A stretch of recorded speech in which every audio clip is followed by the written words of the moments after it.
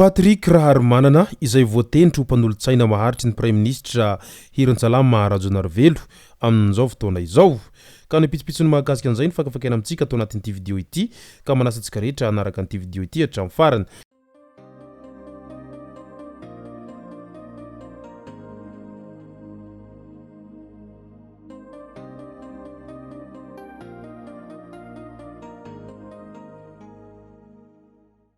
Ny tonga tsy miaraba hono na mantesitra ka dia faly miaraba isika rehetra mpanaraka tsy tapaka an'ity Chaine ity tenako amin'ity androandroany ity araka an'izay efa natsipiko zay dia ny mahakasika an'ilay fanendrenana any Patrick Raharimanana ho mpanolotsaina any Praiminisitra amin'izao fotoana izao no tena iopanantsika atao anatin'ity video ity. Fa milohan'izay dia andao aloha resantsika ireto tsara ho fantatra manaraka ireto. Polisy Praiminisitra nahitana lozan'ny famovizana matetika nohony tsy fitandremana sy ny tsy fahaizana code de la route tato ato zay tany andrenivohitra tany. No amafisin'ny polisy Praiminisitra izay nahitana ny BAC na brigade des accidents de la circulation, ny CI ary ny BFP ny fampianarana ireo mpampiasa lalana tamin'ny andro 3 Desambra 2024 teny Analakely sy ny manodidina ny mitondra kodiaran-droa na moto, fiara, bisikleta, mpandeha an-tongotra ary ny sareta noho ny antefany izay fanabeazana izay. Tao anatin'ny adiny roa fotsiny, moto miisa 270, fiara miisa 30, mpandeha an-tongotra miisa 20, bisikleta 70 ary sareta 7 no nahitana fandikan-dalàna. Nisy ihany koa ireo moto izay nanao taridositra sy ireo namaly ny mpitandron'ny filaminana. Tanjon'ny polisy Praiminisitra ny fampihenana ny lozan'ny famovizana noho izany mila tompon'andraikitra ny tsirairay ho fiarovana ny ainy. Hitohy amin'ny andavanandro tahaka ny mahazatra ity hetsika ity araky ny voalazan'izy ireo hatrany. Ilay vola ivato indray, sokatra 270 no saro natao an-trano ny teratany sinoa izay mpanjifa tao amin'ny Casino ao ilay vola ivato tamin'ny andron'ny Alarobia 3 Desambra 2024 maraina lasa teo iny. Mbola nahitana sokatra efa maty ihany koa teny ivelan'ny vavahady sy tany anatin'ny fanariam-pako tamin'io toerana io. Sokatra hita ny taratrarity ny alika sy sokatra hafa izay maty tany ivelan'ny tamboho no nahatonga ny olona nampandreny zandary tao ankadin-dravalona. Nandrisan'ny fisavana ny tranony no nahitana ireo sokatra marobe tao amin'ny efitrano iray. Ankoatra ireo izay niparitaka tao ambadika ilay trano dia mbola maro ihany koa no hita tao anatin'ity faritra ity hatrany. Notazomana natao andromaso eny amin'ny zandary ilay sinoa iray izay tratra ary efa nogazana ihany koa ireo sokatra marobe izay tratra niaraka tamin'ireo. Famindrana fokotany amina komina. Araky ny fanazavana izy ireo nisy ny taratasy avy amin'ny komina Andranonahoatra tonga teo ampelantan'izy ireo milaza fa afindran'ny fokotany sy komina izy ireo. Nangataka taratasy ofisialy avy amin'ny distriktan'ny Antananarivo Atsimondrano sy avy amin'ny ministera ireo mponina izay voakasika izay fa tsy nisy ilay taratasy. Saritany avy amin'ny foibeny tao saritany Madagasikara ihany nentin'ny komina Andranonahoatra izay tsy maintsy amindrana azy ireo raha ny fanazavana azo teny an-toerana trany. Andaniny tsy mahafantatra ny fisian'izany fikasana famindrana izany ny komina Itos izay mifehy an'ity fokotany avarabohitra ity.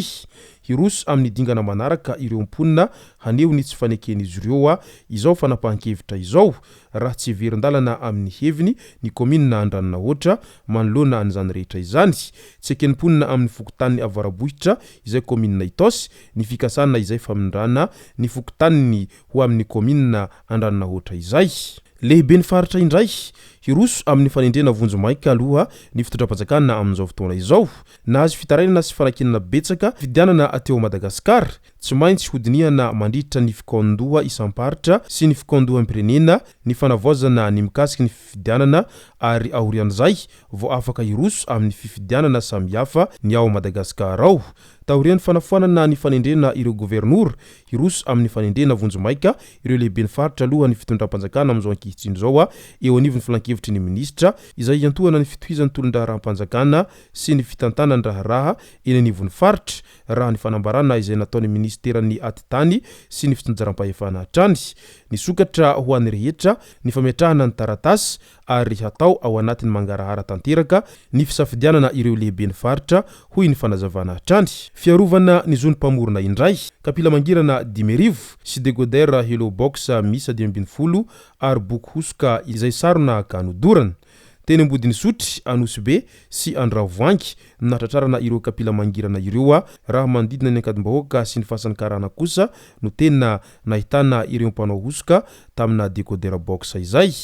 Misa 7 ny fisamborana izay nataony brigade anti-piratage tao anatiny 4 volana. Olona 7 no efa manefa ny saziny raha nambarany tompon'andraikitra eo amin'ny BAP Ravonsoa Tahina. Ity farany izay mampatsiahy fa mbola tsy nisy fanomezana halalana ho an'ireo mpampiditra hira amorondalana ireny ka voararany lalàna izany rehetra izany. Ny fivarotana sy fitadiavam-bola manokana amin'ny alalan'ny vokatr'olona mihitsiny no tsy azo atao ho iatrany ny tompon'andraikitra. Marina fa efa nisy ny fakankevitra momba ny zony mpamorona izay nataon'ny ministera ny serasera sy ny kolotsaina ary efa eo ampandrafetana ny volavolan-dalàna nivoaka tamin'izany fikondoha izany izy ireo amin'izao ankehitriny izao.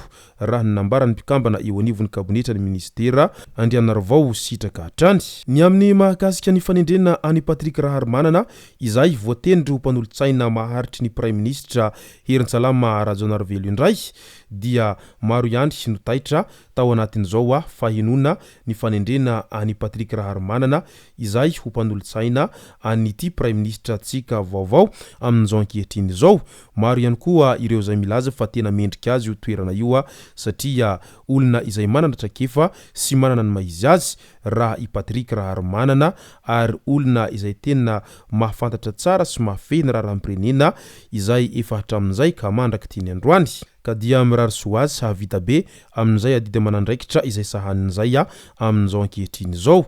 Engane mba tsy ho diso fanantenana izany ny vahoaka nandritra ireny tolona ireny satria ny fanovana no takina ary engane mba ho tena izay fanovana izay ihany koa no hitranga ao anatin'izao fitondrana tetezamita izao hatrany.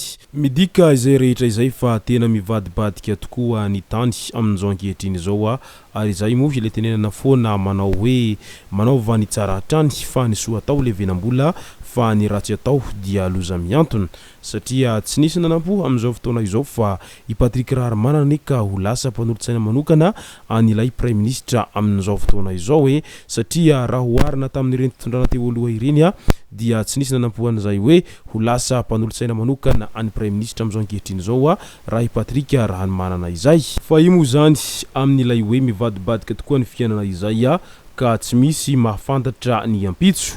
Izay moa no mahatonga le fitenenana manao hoe iaino aloha ny anio fa ny ampitso dia tsy misy mahafantatra an'izay minana raha mahita fa ny faty tsy hitahita araky ny hira izay tena ankafiziny be sy ny maro zay ka dia mirary soa any Patrick Raharimanana mba havita be amin'ity adidy manandraikitra izay sahaniny amin'izao fotoana izao ity.